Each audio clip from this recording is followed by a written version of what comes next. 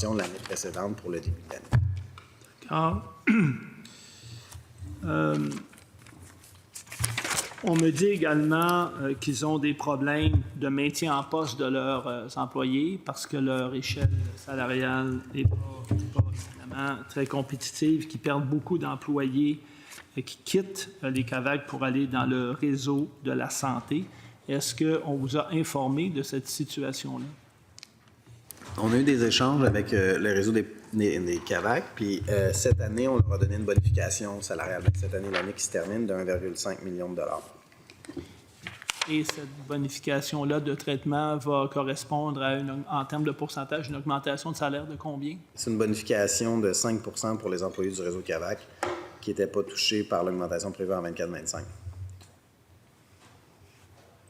Donc, au total, c'est 1,5 million de dollars supplémentaires qu'on a mis dans le réseau des CAVAC pour assurer la rétention. Et est-ce on a monté les montants admissibles, même chose aussi pour les cadres. Et est-ce que dans les avantages sociaux, ils pourront éventuellement avoir accès ou contribuer à un fonds de pension, comme le REGOP, par exemple? L'analyse est en cours présentement. Et est-ce que vous avez une idée de la date où l'analyse sera complétée?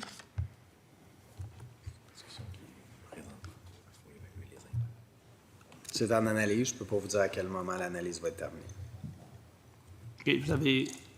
Est-ce que vous avez fixé un échéancier? Actuellement, c'est sous forme d'analyse. Puis lorsque l'analyse sera terminée, on va informer le réseau de CAVAC. D'accord. Toujours dans les CAVAC, je comprends que les CAVAC travaillent avec les victimes sur le terrain. Donc, ils les accompagnent. Et est-ce que ma compréhension est bonne si je vous dis qu'il y a également un rôle de la Direction générale de la performance et de l'aide aux personnes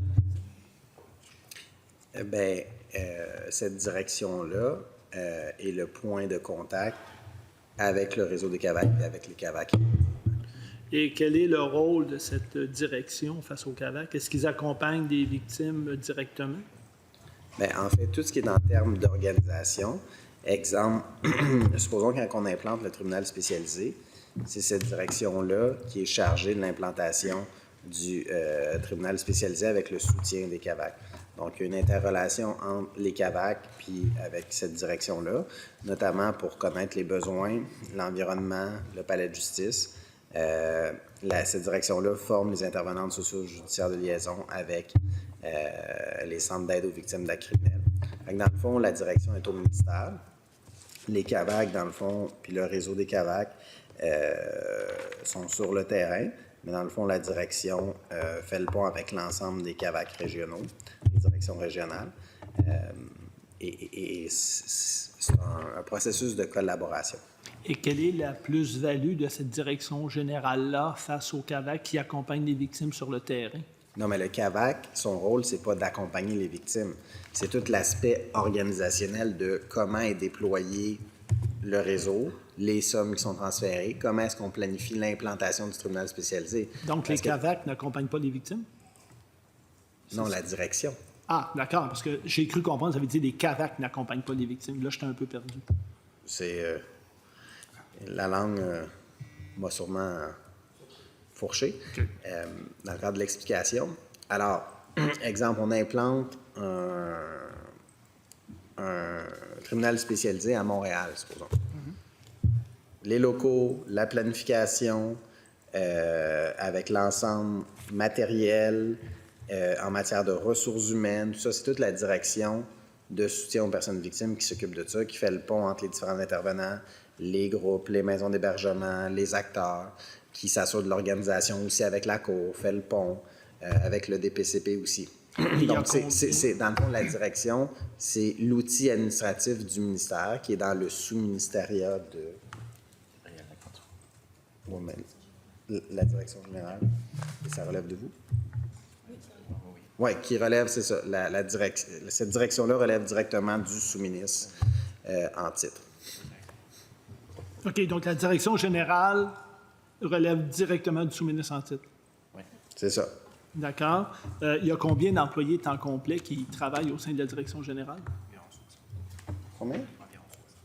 60. Et est-ce qu'il y a eu une augmentation des employés au cours des dernières années? Et si oui, combien?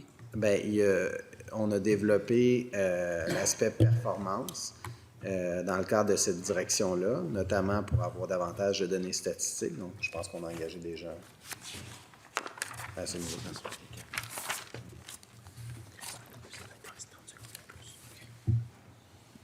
Alors, à la direction, dans le fond, nous, c'est le support administratif. Puis les CAVAC, eux, font le soutien aux personnes victimes. D'accord, je vous remercie. Maintenant, quand on regarde dans l'étude de crédit, les renseignements généraux, la question 6, c'est des contrats. Mon attention a été attirée parce que ça fait presque 3 pages complètes, des contrats de gré à gré qui ont été donnés au Café Vienne. Les montants en soi ne sont pas faramineux pour chaque contrat, mais quand on regarde l'ensemble des contrats, on se ramasse avec un chiffre qui doit approcher, je ne sais pas, 30 000 ou 40 000 $. Est-ce qu'il y a une raison particulière pour autant de contrats à gré pour des montants qui tournent autour de 1 500, 1 700, 2 000, 1 900? Oui. Bien, vous savez, au Palais de justice de Montréal, c'est un palais de justice où il y a beaucoup d'activités judiciaires. Donc, c'est là où il y a le plus d'activités. Oui, mais M. le Président, moi, je veux savoir pourquoi vous avez autant de contrats de gré à gré différents avec le Café Vienne. Puis c'est-tu juste à Montréal? Oui, mais j'y arrive, si je peux terminer mon explication. Alors, l'activité judiciaire est importante. Puis, vous savez, dans le district judiciaire de Montréal, il y a plusieurs infractions qui sont commises. C'est un des districts les plus actifs en matière criminelle et pénale. Le Café Vienne est un établissement commercial à l'intérieur du Palais de justice de Montréal.